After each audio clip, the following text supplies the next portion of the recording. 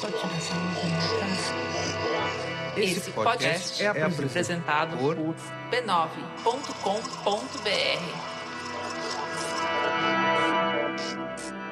Oi, tudo bem? O que vocês andam lendo por aí? Hoje eu quero te dar mais uma dica de leitura, daquelas que não dá pra largar. Se você também me acompanha no @põe-na-estante lá no Instagram, você sabe que eu leio coisas muito variadas e eu adoro thrillers, eu vivo em busca de bons livros de suspense. Pois é um desses que eu vou te recomendar hoje. A HarperCollins, editora que patrocina esse episódio, tá lançando no Brasil o novo livro da Karin Slaughter, escritora americana que é best-seller do New York Times, publicada em nada menos que 120 países.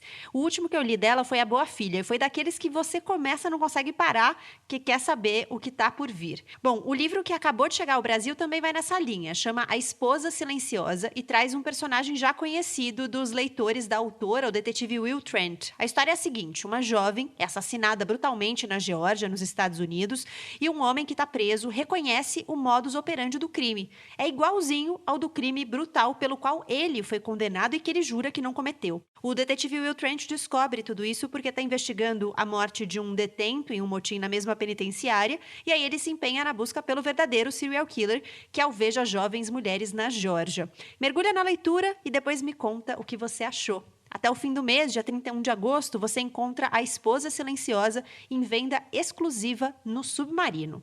E eu tenho também uma dica para você ouvir. O podcast Finitude, parceiro aqui do Põe na Estante lá na Rádio Guarda-Chuva, voltou das férias e a 4ª temporada já está no ar. No episódio que chegou aos tocadores nessa semana, tem uma conversa sobre a diferença entre religião e espiritualidade, sobre fanatismo religioso. Na conversa com o convidado da vez, a jornalista Juliana Dantas abordou também o valor da vida, a banalização da morte. O Finitude está nos principais tocadores e depois de terminar aqui, vai lá dar o play, que as conversas são sempre relevantes e sensíveis. Bora pro 6º episódio?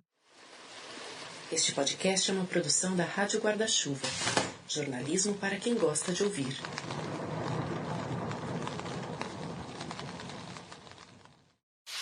Câmera 6, 2h45 AM.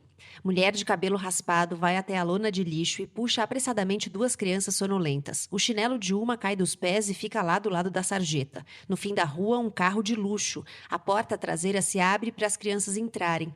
Da janela do motorista, uma mão entrega algo para a mulher de cabelo raspado. Da porta aberta, uma criança ameaça correr. Um braço masculino tenta puxar ela para dentro. Pause. Volta. Play. Pause. Um braço masculino tenta puxar ela para dentro e expõe por alguns segundos o rosto. Famoso, deprimente, de um ator. Farsante. Print. Ejetar dispositivo. Durval desce até a entrada do escritório e o chinelo ainda está lá, azul bebê. O efeito mosaico esconde o corpo, mas não o outro par de chinelos. Chinerela, uma cinderela de chinelo. Em casa, Durval não dorme como deveria. Fica olhando a imagem impressa. Minha mãe deve ter tido sonhos molhados com esse cara. Um senhor de 56 anos, moralista, ainda um nome conhecido, dança dos famosos e oportunista político. Respeitável, amigos influentes. Amigos influentes, melhor deixar essa história para lá. Chega para o turno da noite. Um carro de luxo está na porta do escritório. Rápido demais. Na sala de monitoramento, um homem estranho conversa com o encarregado. Óbvio que não seria o pedófilo. O chefe dá boa noite a Durval e avisa que aquele senhor é da empresa de monitoramento. Monitoramento de carreiras decadentes. E que aconteceu um evento específico e um HD com alguns dados sumiu. Será que você sabe onde ele pode estar? Estava defeituoso, me livrei dele. Se livrou dele? Sim, não havia nada de importante registrado, então me livrei. O homem sorri e alisa os ombros de Durval. Tem certeza de que não havia nada em comum nele? Nada relevante aconteceu que eu me lembre. A longo prazo tudo é irrelevante. O chefe elogia Durval por sua proatividade em se livrar de um HD defeituoso. O homem estranho se despede. Vai ficar escondido na bota por um mês. O superior avisa que Durval provou já há tempo ser alguém que merece mais do que trabalhar olhando para aquele lugar imundo, chamado humanidade. É que agora chegou o momento de receber a oportunidade de respirar outros ares. Durval chega pontualmente ao novo local de trabalho. Um prédio alto numa avenida cheia de hotéis. Gentrificado. Nada para se ver além de taxistas, caminhões e carros de luxo fazendo ultrapassagens perigosas. A pressa em despejar restos humanos no esgoto ou em camas king size. A garrafa de café continua, mas não há mais cinzas para limpar. Ainda parece pornografia, pensa Durval. Durval é vigia noturno, obcecado por olhar a humanidade. espiar. As câmeras de segurança são sua pornografia, mas ainda melhor, mais real. E é a história dele que abre esse livro de 13 contos, todos guiados por algum grau de frieza dos protocolos, por ofícios subvertidos, por um sistema que pasteuriza emoções e identidades e por masculinidades múltiplas. São histórias cheias de ritmo que se encontram em personagens nomeados por um trabalho, mas não só. Entre o realismo, a fantasia, a distopia, encontramos aqui quem nem sempre vê sentido no mundo, porque está em um mundo que talvez não faça mesmo tanto sentido. Os Dias Antes de Nenhum, de Ricardo Terto, é tema do 6º episódio do Põe na Estante, que já começou.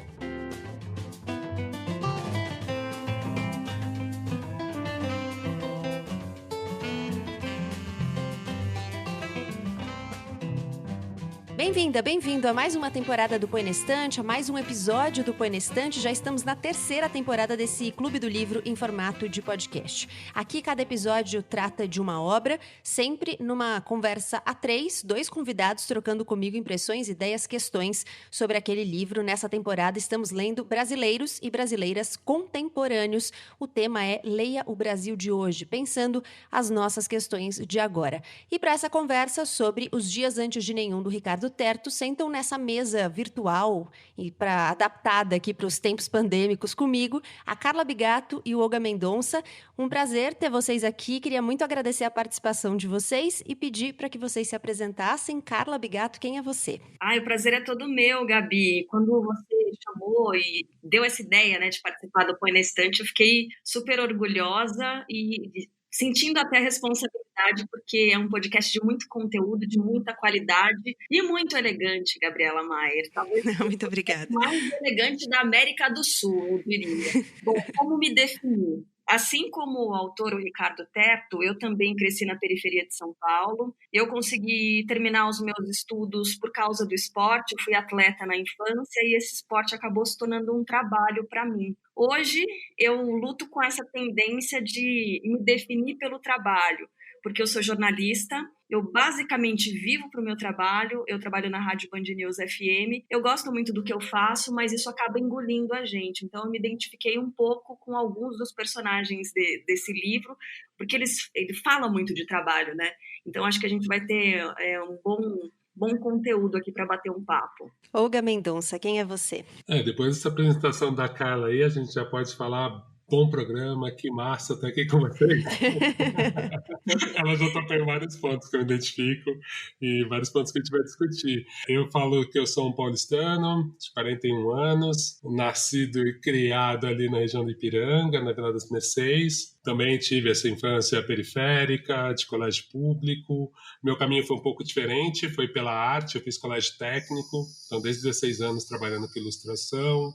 Depois acabei indo para o jornalismo, de certa forma, mas para o design editorial, trabalhei na Editora Abril, na Editora Globo. E hoje em dia eu faço design, sou freelancer, né? Mas faço design, vídeo e gravo muitos podcasts também. O pessoal me conhece aí das participações no Mamilos, eu sou do elenco fixo e rotatório do Braincast, e recentemente eu estou apresentando, sou host de um podcast, eu e a Helmader, que chama O que Está Acontecendo, que é um podcast do Submarino, que a gente discute cultura pop, então a gente fala de literatura também, mas quando você olhar ali os convidados, você vai perceber que é um pouquinho diferente do que geralmente aquela panelinha, aquele mesmo perfil que discute cultura pop. Geralmente as mesas de cultura pop são muito brancas, elas têm só um extrato social, e aí quando vocês ouvirem lá o que está acontecendo, vocês vão perceber que não, a gente tenta ser um pouquinho mais plural e igualitário.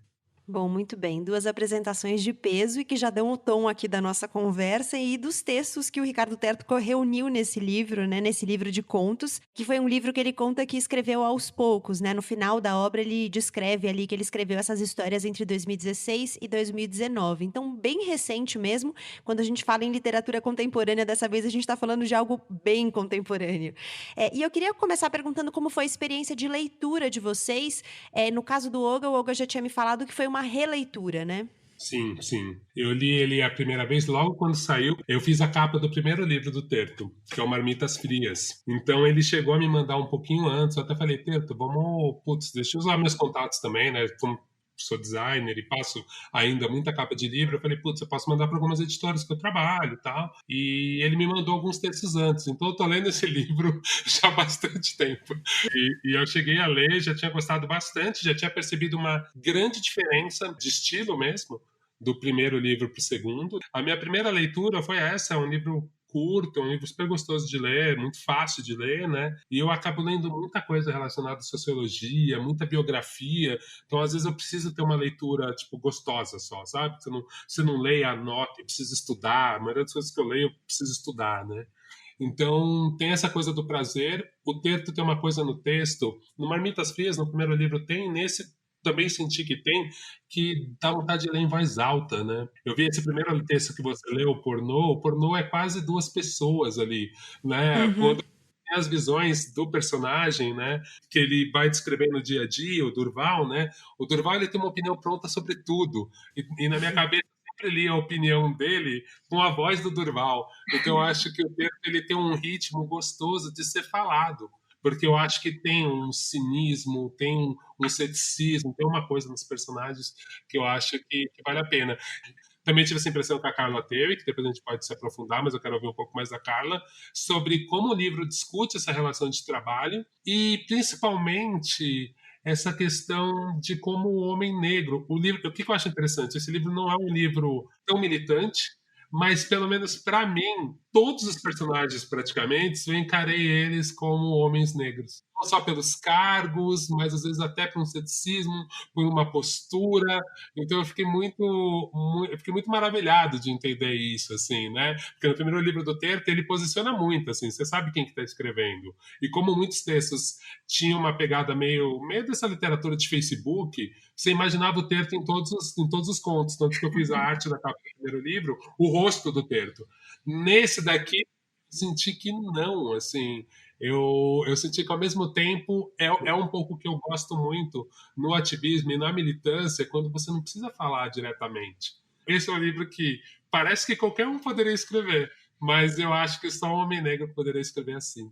Bom, o que Olga disse a respeito dessa leitura também para mim foi muito fácil. Peguei esse livro e li, assim, conseguiu me transportar para outro lugar. As histórias prendem muito e a linguagem, essa linguagem mais fácil, mais simples e que consegue trazer os retratos ali visuais, né, com a linguagem. Isso prende demais e pode servir de incentivo para quem está com dificuldade em voltar a ler mesmo, porque a gente tem isso, né? A gente tem uns brancos vez ou outra, então acho um mega incentivo para a leitura. Eu acho que dá para perceber, assim, como esse livro foi escrito em muito tempo, né, em anos diferentes, eu senti que dá para perceber as fases diferentes da vida dele escrevendo isso, porque a gente nota que começa de um jeito, tem um conto que é de um jeito, tem outro que é parecido, e aí você foge um pouco disso e vai para a parte do sentimento. Uma coisa que me chamou muito a atenção é que são mais histórias objetivas, né? A gente tem situações muito objetivas do dia a dia e poucas coisas um pouco mais subjetivas que vão mais para a parte do sentimento, da abstração. E quando ele fala em sentimento, e quando ele fala em relação amorosa, ele usa animal, né? Ele usa ali alguns animais. Ele fala do beija-flor, ele fala do tubarão, e são relações amorosas. Eu achei interessante isso, de talvez uma fuga dessa dureza do dia a dia que a gente tem, e como o Olga trouxe também, essa coisa da construção do homem, né? É um livro extremamente masculino, e aí você está falando do homem negro, e realmente pelas situações ali dá muito a entender que são rapazes negros mesmo. Aí eu tenho uma percepção feminina, viu, Olga e Gabi? Queria ouvir de vocês também, que eu percebi que as mulheres, as personagens que aparecem nesse livro, normalmente elas têm a função de controle. É a mulher ali que vigia o dia a dia do marido, no caso do... O Biratã? E aí ela tem uma função de controle ali, de lembrá-lo do que ele fez, do que ele não fez. A mãe que ensina o filho a dançar. a própria chefe ali da fábrica, né? Foi interessante, na verdade, para mim, porque num episódio anterior aqui dessa temporada, a gente leu Redemoinho em Dia Quente, da Jarid Arraes. E também é um livro de contos, só que todas as personagens são mulheres. Então foi muito engraçado ler logo na sequência, porque eu saí de um livro de contos em que só falava de personagens mulheres para um livro de contos em que todos os personagens são homens. Então foi muito interessante ver essa perspectiva, ainda que eles não conversem muito, né? Os dois livros não conversem muito no fio condutor das histórias, mas trazer essa perspectiva do olhar do gênero na questão, eu achei interessante, assim. Com o tempo, Claudinho foi descuriando do lugar. Mostrava com orgulho na rua as mãos machucadas pelas farpas de fio de cobre que a luva frouxa não impedia e os músculos que ameaçavam dar contornos. Chovia de um jeito grosso naquela manhã. Como escapavam fios d'água aqui e lá, Dona Irina mandou abrir a lona preta já pronta nas pontas para ser amarrada. Claudinho segurava a escada para Tulão, que cantava alguma coisa que parecia cartola. Uma sombra passou atrás do menino. Virou, viu Emerson dando um pinote em direção à empilhadeira. Olegário já gritou: "Vai fazer o quê, Emerson?" E ele nem nada. Ficaram todos entre reagir e não reagir. Tulão continuou como se o silêncio fosse para dar ênfase à sua voz. Emerson ligou a máquina e começou a manobrar. Contornou o alumínio e acelerou em direção à sala de Dona Irina. Vendo o que estava para acontecer, Daniel inventou de correr atrás da empilhadeira. Elias corre em direção ao vestiário. "Maldita quenga dos infernos", berrou Emerson antes de ser puxado por Daniel para fora da máquina, que sozinha deu com a parede do lado do corredor, fazendo 2 furos, igual vampiro. Dona Irina surgiu devagarinho. Muqueta continuou agarrado em Emerson, que se debate. "Minha mãe morreu e eu fiquei aqui, sua quenga."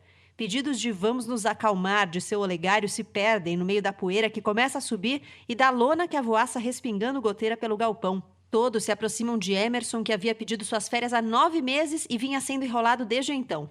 Dona Irina olha para Claudinho. "Menino, você viu que tentaram me matar hoje aqui, certo?"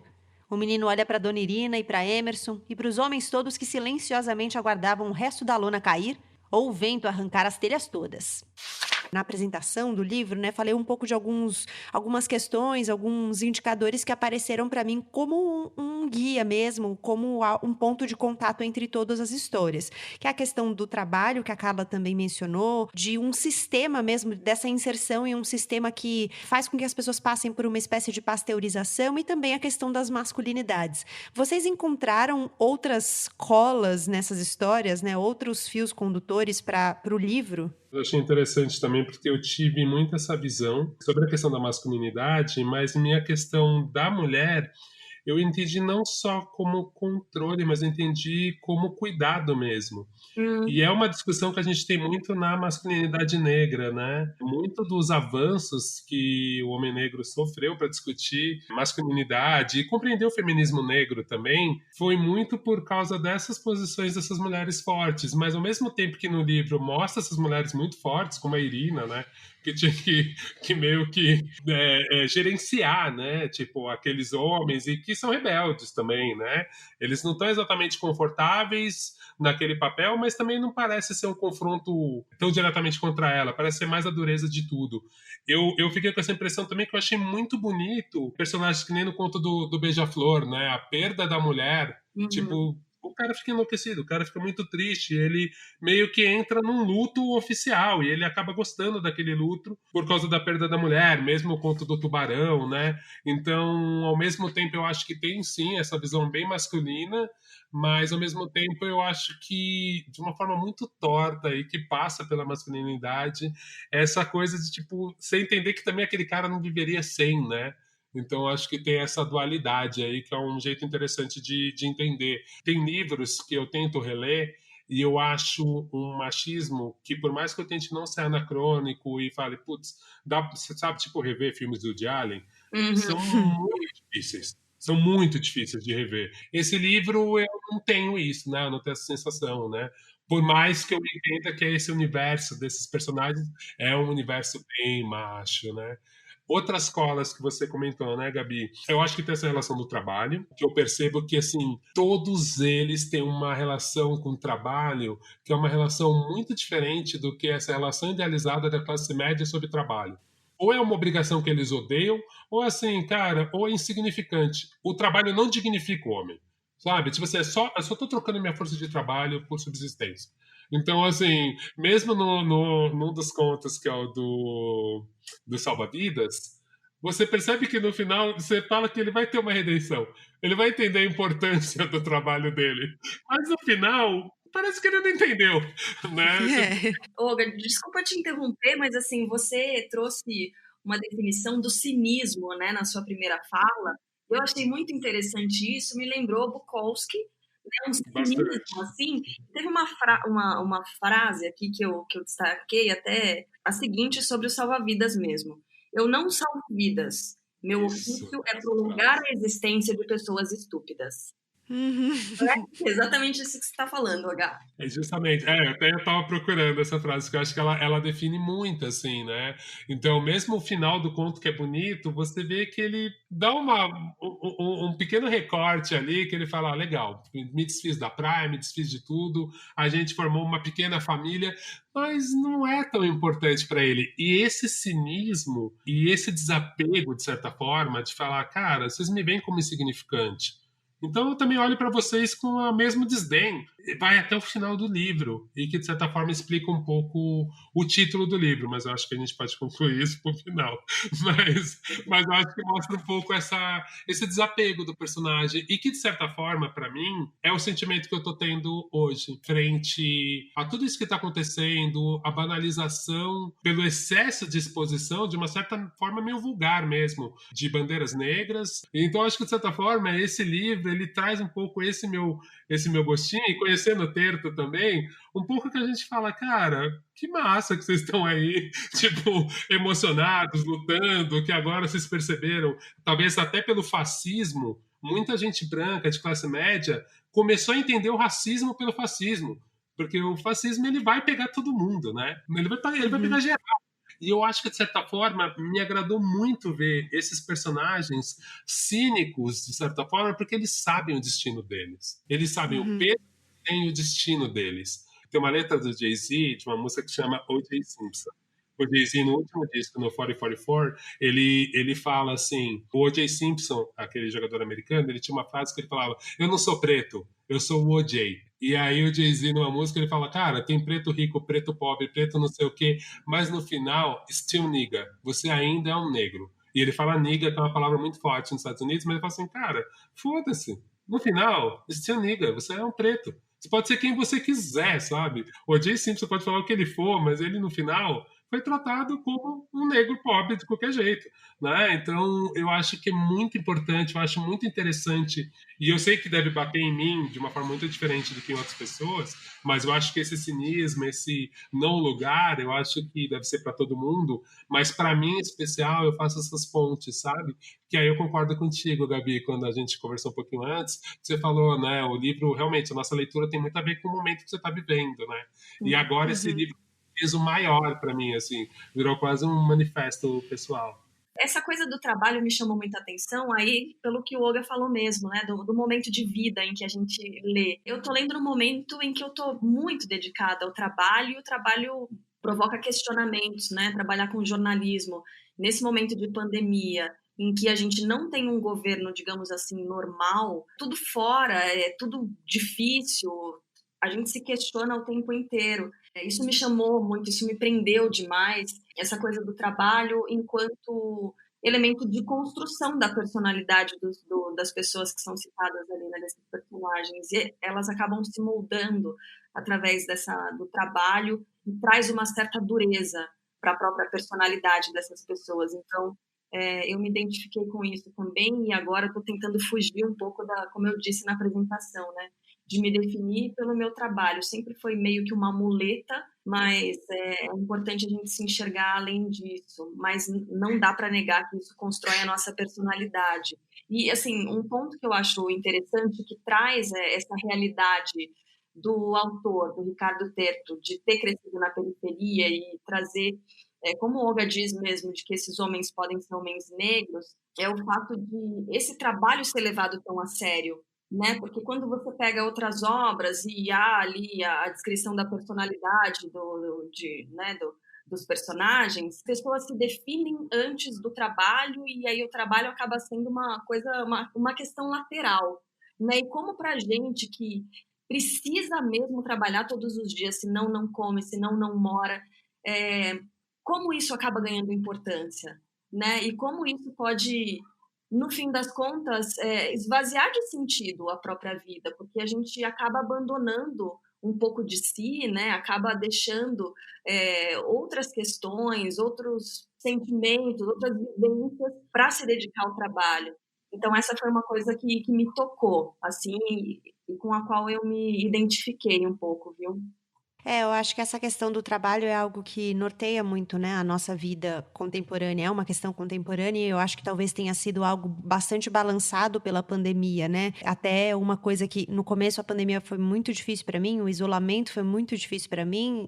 Eu moro sozinha e eu sou uma pessoa bastante sociável e foi muito difícil me acostumar a essa nova dinâmica social, assim. Mas as coisas começaram a mudar quando eu consegui virar uma chave que tem a ver totalmente com essa lógica do trabalho e da produtividade. Entender que o momento da pandemia também poderia ser uma oportunidade para a gente entrar em contato com os nossos desejos mais genuínos, já que a gente não precisa fazer nada agora para atender uma necessidade mercantilista, né? Algo do capitalismo que o capitalismo faz tão bem, que é fazer com que a gente ache que a gente deseja uma série de coisas que talvez a gente não deseje. E aí foi muito interessante. Então, eu li esse livro do Ricardo Terto também permeada por uma reflexão a respeito disso, né? Eu acho que é um trabalho de uma outra forma, diferente da dos personagens, mas ainda assim algo que tem a ver com uma imersão em um sistema em que você tá ali meio resignado, né? Você tá ali para cumprir uma tabela, mais ou menos. Eu odeio pôster calendário com surfistas saindo de tubos de água e a forma idiota como o homem celebra qualquer ridícula vitória contra a natureza. O modo orgulhoso como comemoram sobreviver ao fluxo normal das ondas enquanto se equilibram num pedaço trabalhado de madeira. Eu odeio bronzeado e marquinhas de pegadas na areia. Odeio mensagens em garrafas patrocinadas por marcas que desejam a todos um futuro melhor. Odeio bafo de vendedor de canga e picolé. Odeio sentar nessa cadeira com esse boné e esse apito. Odeio o glamour do nome salva-vidas. Quando eu tiro o muco aquoso do pulmão de visitantes embriagados, tenho certeza de que suas vidas continuarão como sempre foram. Eu não salvo vidas. Meu ofício é prolongar a existência de pessoas estúpidas. E daqui eu percebo que o verão é uma ideia mal elaborada da criação.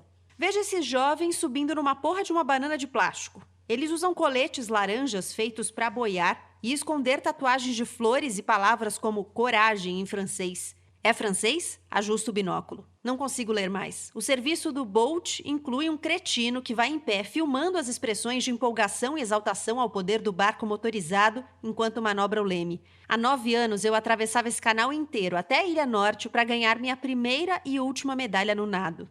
Diluí o remedinho em 6 litros de água conforme a instrução. Mijei e mijei, tomei Coca-Cola para disfarçar no sangue, nadei 40 quilômetros no braço e cheguei com 8 minutos de vantagem. Troféu, foto, esposa chorando com orgulho do marido, beijo na foto, faixa no braço, seringa, envelope, doping, tô fora. Jornal, microfone, processo, fora. Alcoolismo, divórcio, fora. Diluído, verão, fora. Foi fora, gritou um moleque. Viro meu binóculo pro jogo de vôlei.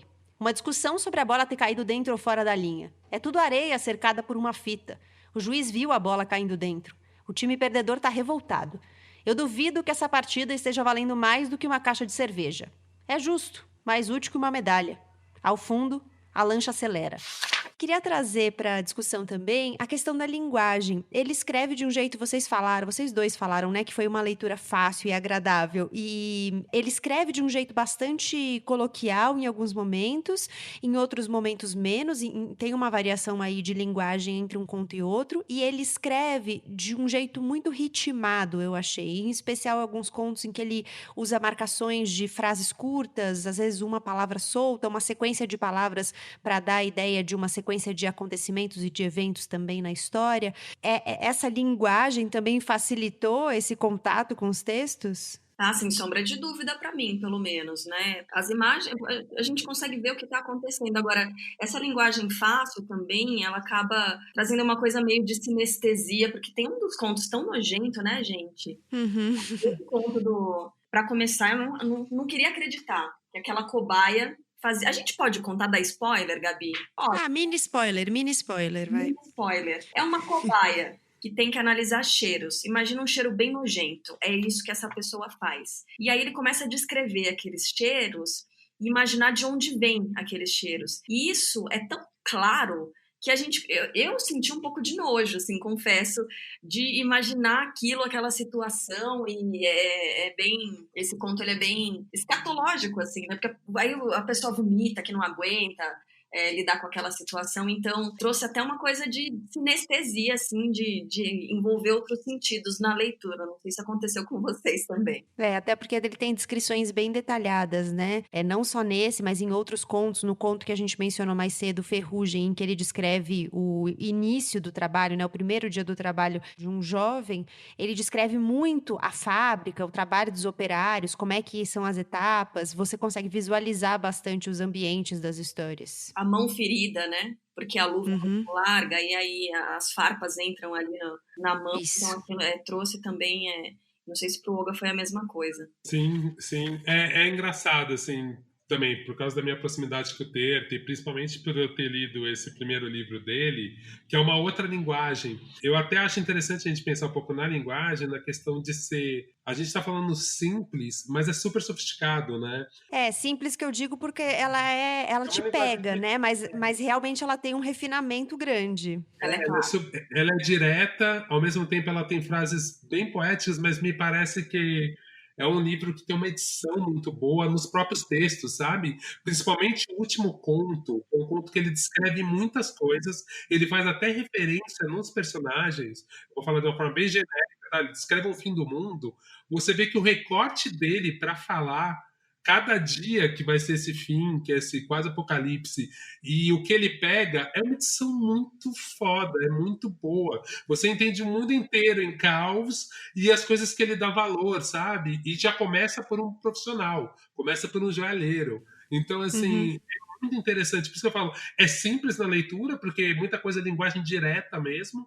Ao mesmo tempo tem frases super poéticas, só que ao mesmo tempo tem essa brincadeira que eu acho que é uma apropriação de outras linguagens. Assim, esse conto do Beija-Flor, ele até bota, né, tipo, parte 1 e parte 2. E se ele inverter a ordem, pelo fato dele trocar a ordem, o conto já ganha um puta peso. Então são truques muito simples, só que é tão usada de uma forma tão boa que é o simples do sofisticado. Ainda dentro de simplicidade, uma coisa que me pegou muito no livro, e fazendo uma ponte com essa questão da descrição, é que tanto no disco novo do Emicida, o Emicida tem uma música que ele fala das pequenas alegrias da vida adulta, esse livro também tem, porque ele olha para coisas tão singelas, tão do dia a dia, só que, né, tipo, nesses contos que são mais descritivos, você percebe, assim, né, aquele conto que é sobre um barco, que, aliás, achei esse um dos contos mais interessantes. O que eles vão fazer uma travessia e tem um capitão, né? O Horizonte, que é o capitão Horizonte.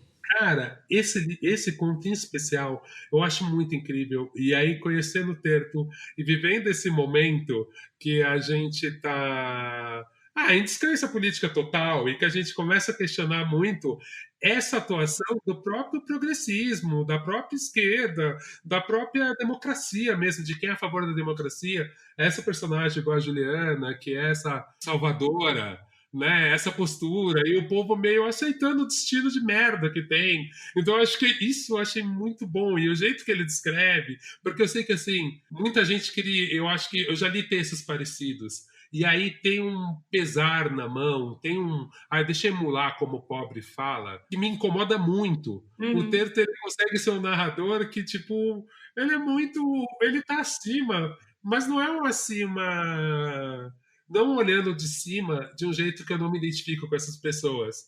É um olhando de cima, volto a dizer, um pouco cínico, do ponto de assim, cara, eu vejo essa história todo dia. É um narrador que ele não se surpreende, mesmo. Né? Tipo assim, puta, é o quê? Mais um dia pra mim. Todas as terças, o homem a quem chamaremos de Capitão Nelson pega 2 garrafas de bebidas alcoólicas, um saco com revistas de putaria, uma bússola imprestável e vai até o porto, onde recebe um carimbo num papel e sobe no Horizonte. Corta as unhas quando pode, algumas delas não poderá nunca mais cortar, já que viraram uma crosta preta na pele. Depois da morte do cachorro, passou a gastar menos com comida. Poderia sim pegar uma parte dos alimentos que leva no horizonte e se manter semana por semana, só que honestidade não se dispensa para rechear a barriga, é o que ele diz. O que o capitão Nelson diz nem sempre é o que ele faz. O Horizonte recebe em todas as viagens uma série de viajantes humildes que, clandestinos, se espremem entre a carga após contribuírem com uma ajudinha monetária. A ajudinha monetária também viaja e vai se tornando cada vez mais inha de bolso em bolso, do capitão Nelson para a guarda portuária, para os fiscais de carga e assim por diante. Diferente do Horizonte, o dinheiro não navega como uma bússola imprestável. Outra coisa que o dinheiro não faz é melhorar o estado do Horizonte. Inclusive, esse é o 6º Horizonte do qual o capitão Nelson cuida. Os 5 primeiros barcos foram encostados por velhice, segundo ele, todos tinham o mesmo nome. Assim como acontece com as suas unhas, capitão Nelson cuida da higiene do barco como pode. E isso se dá a cada 15 dias, quando limpa manchas. Algumas delas não poderá nunca mais limpar, já que viraram uma crosta preta na madeira. Das pessoas que se abarrotam para viajar no Horizonte, entre as crostas pretas de sujeira na madeira, surgem aqui e ali alguns turistas, que são uma espécie de clandestinos não oficiais. Aventureiros em busca de imersão numa experiência real, que possa ser registrada e compartilhada futuramente na internet. Todas as terças, trabalhadores se misturam a esses turistas que procuram um barco que os transporte com vida, do porto do pequeno vilarejo até o da capital, com suas praias brancas. Cada trabalhador saca das mãos um sinal da cruz porque águas são águas, domínio de outras feras. A valentia de navegar tem seu preço. Talvez venha desse cinismo também e das ironias que ele usa, que é, como você disse, apesar de ser uma linguagem simples, ela tem muitas camadas. E eu acho que é isso que vai dando as camadas da história, porque tem muitos olhares que, se você não estiver atento, ou se você não tiver o repertório para alcançar, você não vai chegar àquelas camadas da história mesmo. Aquele conto do apedrejamento, gente, é sofisticado demais. Pra mim é o melhor do livro, assim, é o que eu mais gosto. Lembrou Kafka, né? Lembra o Kafka. Total. Chama das vantagens econômicas do apedrejamento, que ele vai descrever uma situação de apedrejamento e é uma situação que tem um estatuto a ser seguido, tem um protocolo, né, a ser alcançado ali para fazer o apedrejamento de pessoas em uma realidade em que as pessoas não são apedrejadas apenas porque cometeram crimes capitais, mas porque de alguma forma bateram de frente com aquele sistema que está organizado ali. E aí ele vai descrevendo isso e eu achei muito impressionante essa história mesmo, é muito, muito forte esse conto, foi um dos que eu mais gostei. Que ele usa o próprio princípio, né, do sistema em benefício próprio, consegue... não vou dar mais spoiler, gente, desculpa. Mas eu acho que tem uma coisa de resistência ali, né, que é o que nos dá algum conforto no fim das contas. Eu fiz várias pontes com esse conto, assim, eu notei um monte de coisa, mas assim, tem umas que são mais viajadas, eu vou me manter nas mais sóbrias. Primeiro que é um dos poucos que, em teoria, o personagem, ele não tem a profissão do personagem é uma profissão que é vista pela sociedade com mais valor. E por causa da profissão do personagem, ele consegue, entre aspas, se salvar. Olha como o racismo é foda, né? Esse personagem foi o primeiro que eu não imaginei negro. Isso significa muita coisa, né? Uhum. E ele é economista, só para quem não leu o texto, é só o único spoiler que eu vou dar. E eu acho interessante também que é isso, né? Nesse conto fala do apedrejamento como uma coisa aceita por esse Estado, e ao mesmo tempo eu acho que ele faz um paralelo. Agora eu tô indo um pouco mais longe, tá? Ele faz um paralelo com os nossos super-ministros. Então a gente tem o Guedes, que ele é o super-ministro da economia. Só que assim, é tão forte a presença desse super-ministro na economia e a presença dele e as opiniões dele, que de certa forma influenciaram até na nossa saúde. É muito maluco quando você vê ali no conto que, de certa forma, uma decisão econômica mexeu no sistema criminal. Né? Tipo, então assim, é quase como se o ministro da economia mandasse ou influenciasse diretamente no ministro da justiça. Conta, de certa forma, ele fica muito próximo, ele é uma utopia, ele é uma distopia, mas é uma distopia muito próxima. O senhor deve estar se perguntando como irá morrer hoje, disse o economista. Na verdade, estava calculando quantos passos poderia correr até o buraquinho da mureta perto de mim para dali tentar um salto para o terreno de trás ou algo assim. O problema é que não consigo pensar direito com toda essa pressão. Em 10 minutos, aqueles 12 cavalheiros designados pelo Conselho de Execuções do Ministério da Segurança irão lhe atirar 8 pedras cada um, totalizando 96 pedras que irão lhe atingir, levando o senhor a óbito. Olho rapidamente para os 12 cavalheiros, O capuz esconde seus rostos, mas pelas roupas que notam parecem pessoas que possuem empregos de escritório ou algo assim. Um, inclusive, deixa uma pasta no chão e começa a selecionar as pedras do montante, jogando levemente para o alto, sentindo peso, preparando-se para me acertar da forma mais precisa e profissional possível. Há alguns mais estabanados, como se ansiosos para terminar logo aquela função ordenada e então encaminharem-se para suas máquinas de expresso e planilhas. A Assembleia Popular observa quase silenciosamente, não fossem os salgadinhos mastigados vez ou outra. Quero acalmá-lo. É muito provável que o senhor não sentirá todos os 96 golpes, pois o que nossa experiência diz é que a perda de consciência acontece por volta da 15ª pedrada, quando muito. Porém, conforme o artigo 201 do Estatuto das Punições de Máximo Rigor, devemos chamar cidadãos arbitrariamente para executar sua sentença. Isso nos coloca à mercê de convocarmos gente inapta para o serviço, tais como raquíticos, até pessoas com má formação ou cegueira parcial, acredita? Pois bem, não concordo com essa parte do estatuto, mas sou apenas um economista, não um político. Minha função é somente calcular o melhor processo executório sem onerar demasiadamente o Estado. Veja bem, com 96 pedras desferidas, a chance de menos que 15 golpes lhe atingirem é menor do que 1%. Ele fala comigo como se eu não estivesse amordaçado, mas segundo o estatuto, antes do desfecho, poderei dizer minhas últimas palavras em até 35 segundos. O método antigo de fuzilamento era mais sincero e bagunçado. Já estaria morto, mas sem essa ladainha toda no meu ouvido. Infelizmente, o conselheiro de economia Regis Hermann escreveu o já clássico das vantagens econômicas do apedrejamento e, tomado pelo frisson da obra, o governo decidiu abolir o fuzilamento e adotar o apedrejamento como método. A gente já precisa caminhar para o fim da conversa e eu quero perguntar justamente algo nessa linha.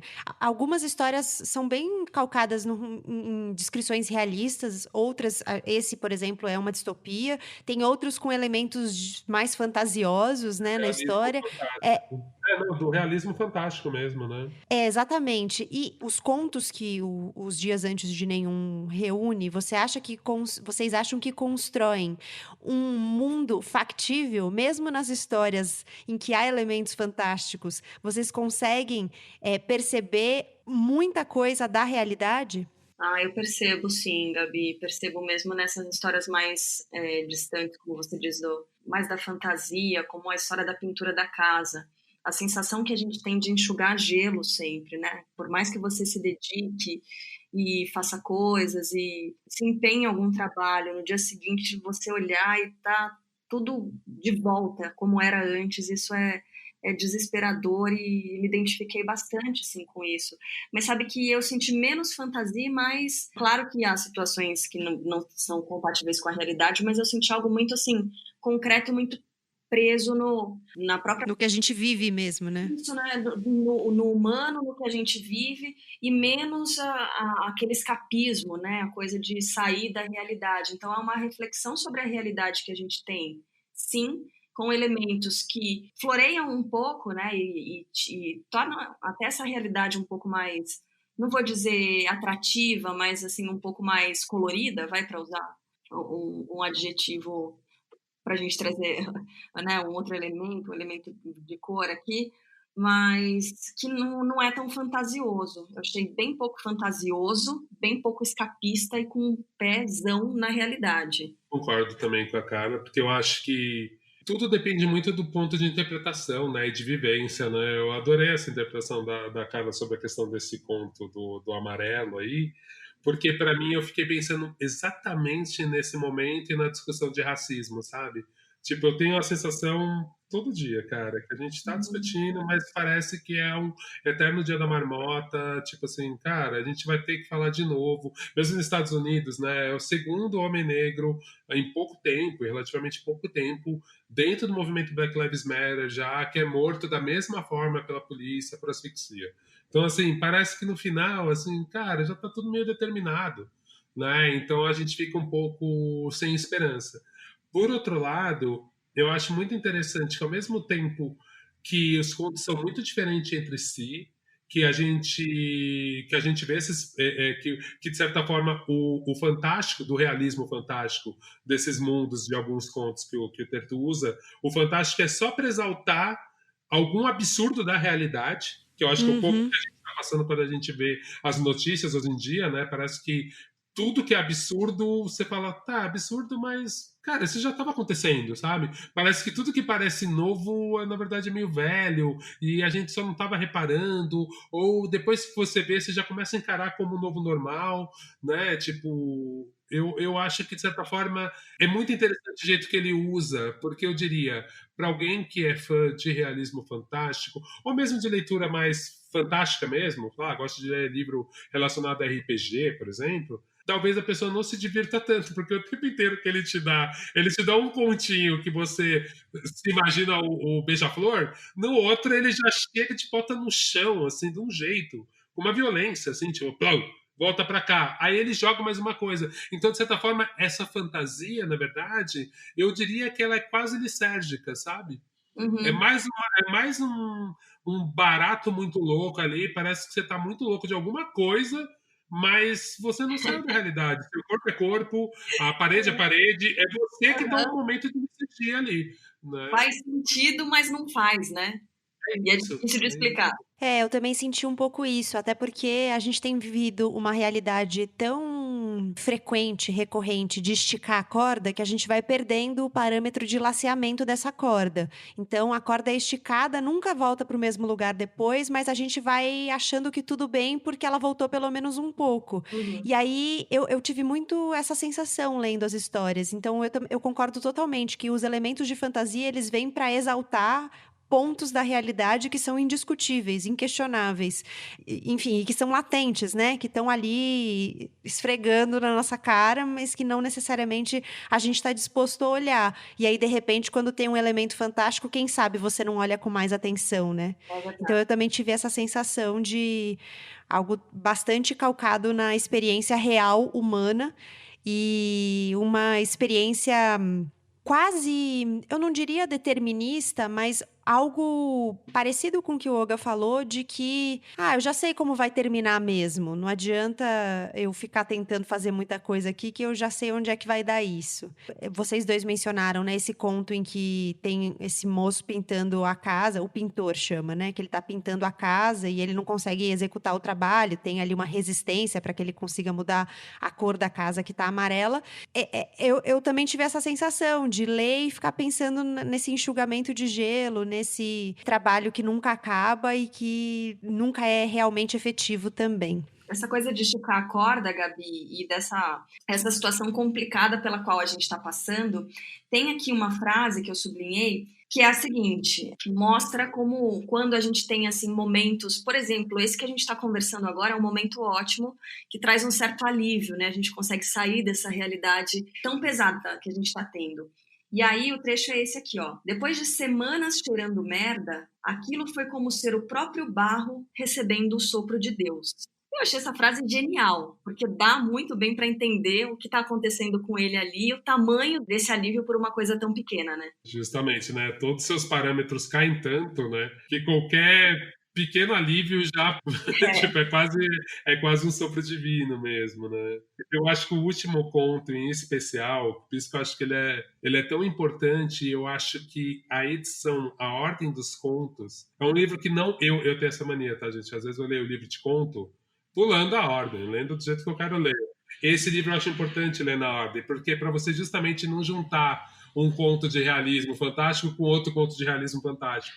Acho que é bem importante. E o último conto, em especial, eu acho muito foda por causa disso, assim, porque tem tudo isso, todos esses tons, em cada dia você começa a aceitar e depois você começa a entender que tem uma coisa meio fantástica e no final você já está entendendo que é meio fechamento desse universo que ele criou pra gente, sabe? Tipo assim, ó, gente, eu mostrei todas as minhas ferramentas que eu usei aqui e agora eu tô fechando a minha caixinha de ferramentas e tô indo embora. Porque o povo... Pô, tipo, acabou, sabe? Tipo assim, não vai ter número 2, assim, tipo, é isso aí, ó. Era esse universo que eu queria mostrar pra vocês, legal, vocês curtiram? Bom, e é sem esperança. E ao mesmo tempo eu também queria dizer isso, porque a gente tá falando aqui, é engraçado que o livro é divertido, né? Por mais que tenha esse momento, o livro o tempo inteiro ele é muito divertido. E ao mesmo tempo que tem os momentos meio emocionantes, como aquele conto da mãe, né, que ensina o filho a dançar e tal, é super triste, mas logo depois ele joga um conto que é um pouco mais para cima dentro dessa lógica cínica do livro o tempo inteiro, meio cética. Mas eu acho importante ressaltar isso para quem for pegar esse livro, que você não sai mal, você sai pensativo, né? Concordo. É isso. Inteiramente. Outro dia a casa acordou amarela. Gostaria de poder deixar tudo assim, mas recebi o ordenado. Não gostamos desse amarelo, deixe tudo verde ou até branco, menos essa cor horrível. Os donos da casa voltarão amanhã pela manhã e até lá devo cumprir minha tarefa. Apesar de serem grandes as dependências, uma pessoa sozinha consegue dar conta ao longo de um dia. O branco demonstraria uma certa preguiça da minha parte, então preferi deixar tudo verde. É preciso raspar tudo, passar 2 vezes, os cantos pequenos com pincel.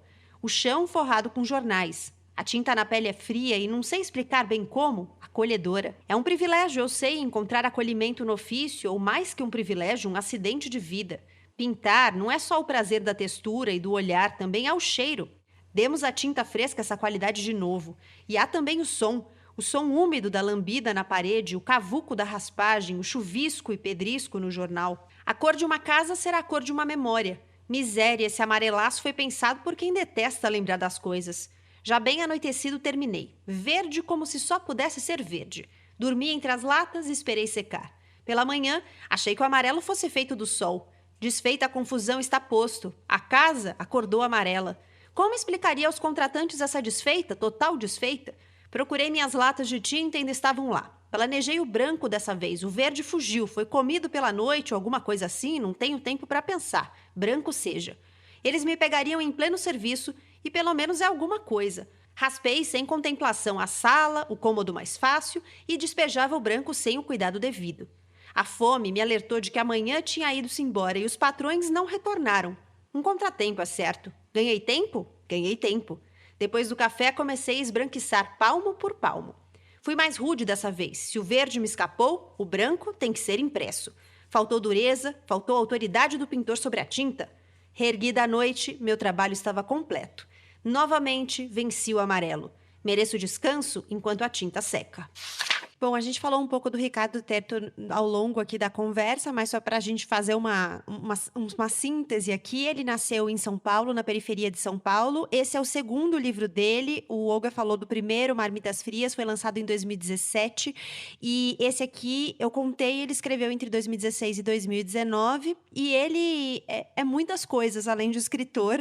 Ele é roteirista, redator, editor de áudio. Ele se define como um contador de histórias multiplataforma. Eu acho que essa é uma excelente forma de descrevê-lo. Carla, Olga, eu queria muito agradecer a presença de vocês e antes de a gente encerrar, eu queria que vocês contassem para as pessoas onde elas encontram vocês, o trabalho de vocês. Ai, Gabi, obrigada. Eu que agradeço, viu, pelo convite. Adorei, gostei muito do livro. Foi ótimo ter com quem conversar sobre ele. Eu trabalho com a Gabi na Rádio Band News FM, 96,9 para São Paulo, bandnewsfm.com.br ou Carla Bigato, com 2 T's nas redes. Legal, obrigado, gente. Adorei ter esse papo.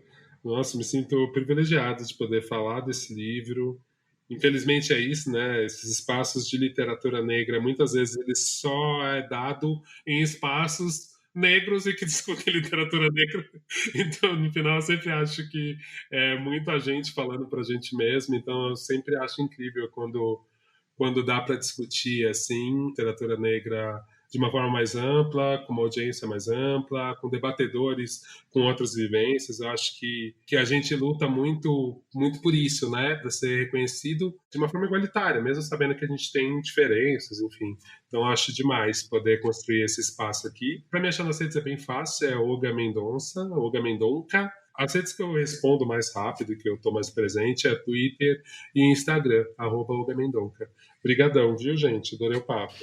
Obrigada a vocês. Os Dias Antes de Nenhum, do Ricardo Terto, da Patuá, tem 100 páginas. Antes da despedida, você que tem ouvido os outros episódios dessa temporada já deve até estar esperando, né, uma palavrinha do autor, pois vamos a ela. Ricardo Terto, bem-vindo ao Põe na Estante. Alô, pessoal do Põe na Estante. tudo bem? Muito obrigado aí pelo interesse com o meu livro. A gente que agradece pela sua disponibilidade. Bom, Ricardo, a gente leu uma entrevista sua em que você contou que Os Dias Antes de Nenhum foi escrito ao longo de vários anos. Você se reconheceu um autor diferente quando você começou e quando você terminou o livro? O Dias Antes de Nenhum, realmente, ele foi quase que... O grande desafio dele foi desenvolver um projeto, né? Juntar todos esses textos ou pequenos textos ou ideias ou até somente frases.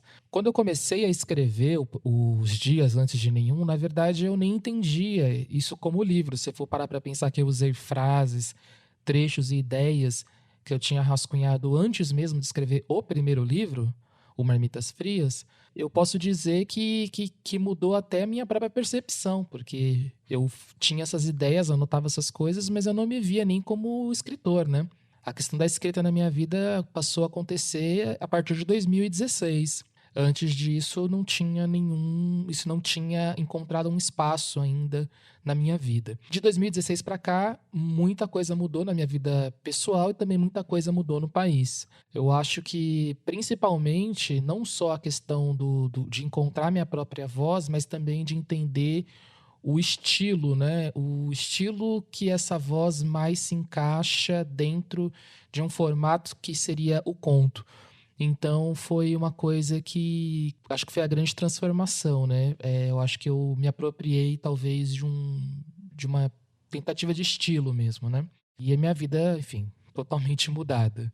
O livro ele era para ter sido lançado em 2018, né? Esse nome, Os Dias Antes de Nenhum, primeiramente ele veio por causa da ideia do trabalho, mas ele também veio porque eu imaginei que ia lançar ele em 2018. Acabei lançando em 2019, mas também poderia ter lançado em 2020. Os homens que inspiram os protagonistas dos contos são figuras que passaram pela sua vida de maneira próxima ou são pessoas que você observou na sua trajetória, são inventados? Quem são eles? É uma mistura. Então, por exemplo, o primeiro conto, Pornô, o cara que ele é um vigia noturno, ele é muito inspirado num amigo meu que teve essa profissão. Ele trabalhava numa empresa aí que era construtora, ele trabalhava como vigia noturno. Aconteciam muitas coisas que ele assistia e tal.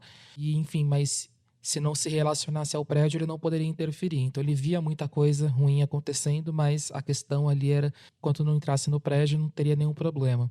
E só que a personalidade não é do meu amigo. Eu peguei a profissão, né? Teve algumas coisas, por exemplo, o Horizonte, que é o do Capitão Nelson, ele é totalmente inventado. Não conheço ninguém. Mas ele é uma mistura um pouco, sei lá, do meu pai, sabe? Assim, ele tem um jeito que talvez possa lembrar do meu pai, embora meu pai não seja um desbravador, né? Mas tem algumas coisas que eu fui misturando mesmo. O Ferrugem, que é sobre o garoto que trabalha no ferro velho, eu trabalhei, né, num ferro velho, eu trabalhei por um tempo numa reciclagem. Muitas coisas é da minha experiência ali mesmo, né? Eu não lembro dos nomes das pessoas que trabalharam comigo e o desfecho não é igual, mas o local é a mesma coisa, a questão o ofício era o mesmo, né? A reciclagem, o cobre, o dia do cobre era o pior dia. Muitos detalhes do Ferrugem são minha própria experiência mesmo, que eu transformei em conto. Salva-vidas é um amigo meu que era do exército, depois virou salva-vidas. As profissões foram inspiradas em pessoas que eu conheço. O pintor é nada, o pintor foi uma coisa que também foi totalmente inventada. A cor amarela eu tirei da recorrência da cor amarela aparecendo na minha vida em muitos livros.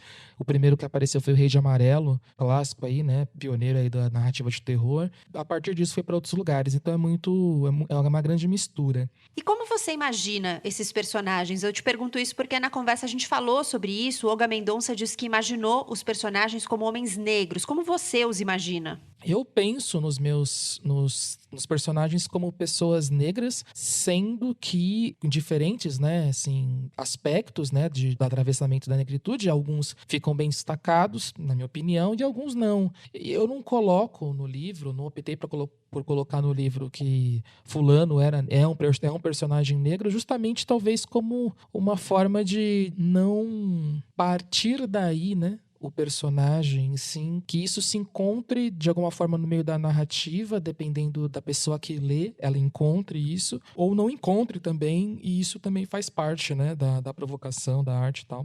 Eu vejo, mas mas ao mesmo tempo eu também não defino, sabe? Essa é mais uma minha forma mesmo, minha proposta para isso, a não ser que tenha para mim alguma função que eu tenho que deixar mais claro. Então, por exemplo, no Éden, eu acho que dá para entender por causa de alguma frase ou outra, mais especificamente que ele é negro, né? Até porque ele faz um comentário em relação a outro personagem, chamando o outro personagem de branco. Eu deixo isso um pouco mais claro. Eu queria te perguntar agora sobre cinismo. Foi um tema que apareceu bastante na nossa conversa sobre o livro. Você se considera um cínico? Então, eu não me considero exatamente... Eu não me considero um cínico. Na verdade, o cinismo até me irrita um pouco. Eu vejo, por exemplo, nas redes sociais que as pessoas não conseguem falar de uma maneira que não seja cínica. Eu acho que eu tentei trabalhar isso, porque é uma coisa que eu acho que está no mundo, tentando trabalhar de uma maneira literária, mas há um pouco de... É um livro desesperançoso, sim, de certa forma, mas ele não é anti-esperança, ele é desesperançoso, ele é uma coisa que solta, né, a armadura, que deixa cair as coisas no chão, que deixa de se esforçar para tentar segurar uma certa, talvez, utopia, ou uma certa sensação. E às vezes eu vou elevando isso até o último, né? Vou tentando pressionar isso, forçar isso até o último encontro, até o último conto. O principal tema para mim, na verdade, não é o cinismo, né? São dois, é a dualidade e o absurdo, né? A dualidade é uma coisa que é um tema que me percorre desde que era criança, eu não sei porquê. Eu sempre me interesso muito sobre essa questão de duplicidade, do duplo, das coisas terem dois sentidos e ter, enfim. E o absurdo, porque eu acho que o mundo que a gente vive, a sociedade que a gente vive é absurda. E então, todos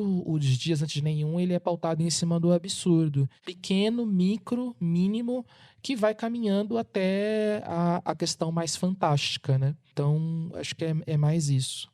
E você acha que a literatura pode ser um lugar de questionamento desses absurdos, de pôr em xeque as convenções sociais, a moral vigente? Literatura, ela tem, através dessa possibilidade de provocar efeitos nas pessoas, de provocar reações, né, no afeto mesmo delas, ela tem essa capacidade de talvez trazer para o campo do absurdo algo que já esteja normalizado ou normatizado, né? E eu acho que a construção disso, às vezes ela é lenta, às vezes o choque ele vem mais no silêncio do que no grito, ele vem mais na coisa seca do que no apelo, né?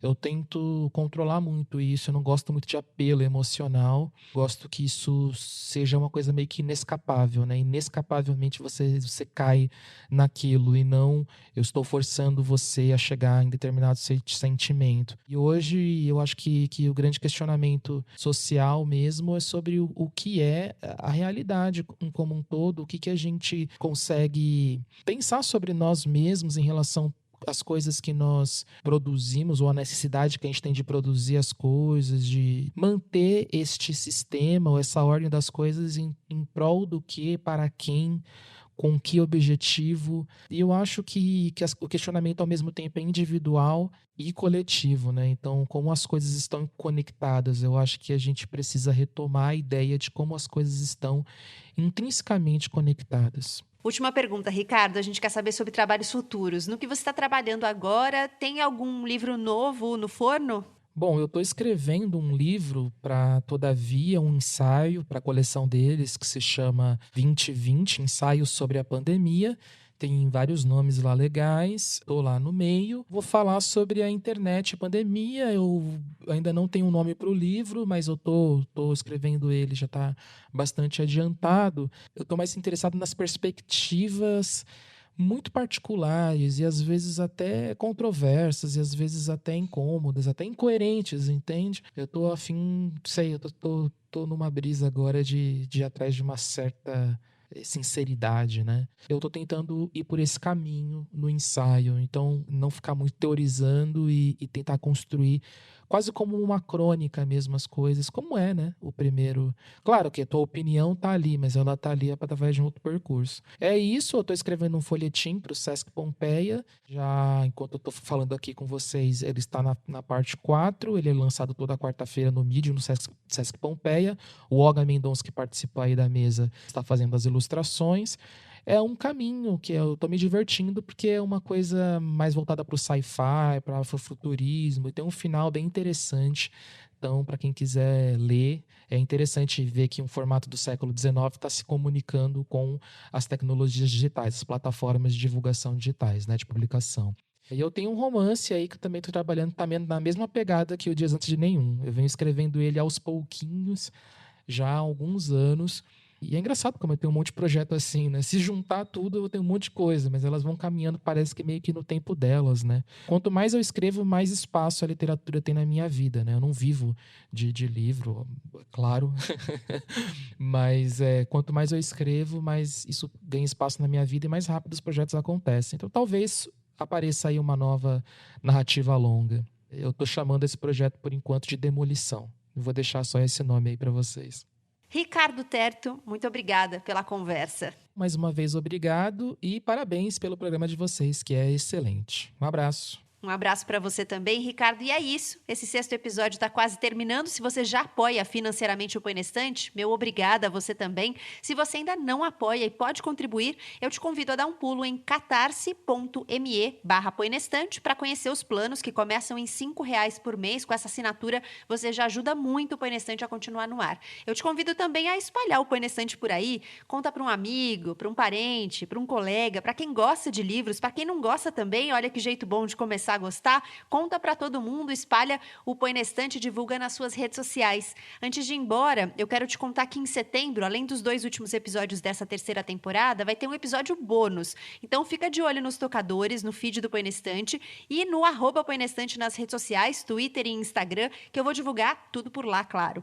E não deixa de espiar também as redes da Rádio Guarda-Chuva, nossa estimada primeira rede de podcasts exclusivamente jornalísticos do Brasil, @guardachuvapod no Twitter e no Instagram. Lá a gente também divulga as nossas oficinas, a gente troca ideias, vai lá conversar com a gente. Eu sou a Gabriela Maier, cuido da pauta, da produção, do roteiro, da edição do Põe na Estante, o Vitor Coroa faz a mixagem de som e o Arthur Maier faz as capas. Obrigada pela sua companhia. Na segunda sexta-feira de setembro, o 7º episódio tá pintando por aí e antes disso, o episódio bônus. Um beijo, um abraço e até lá!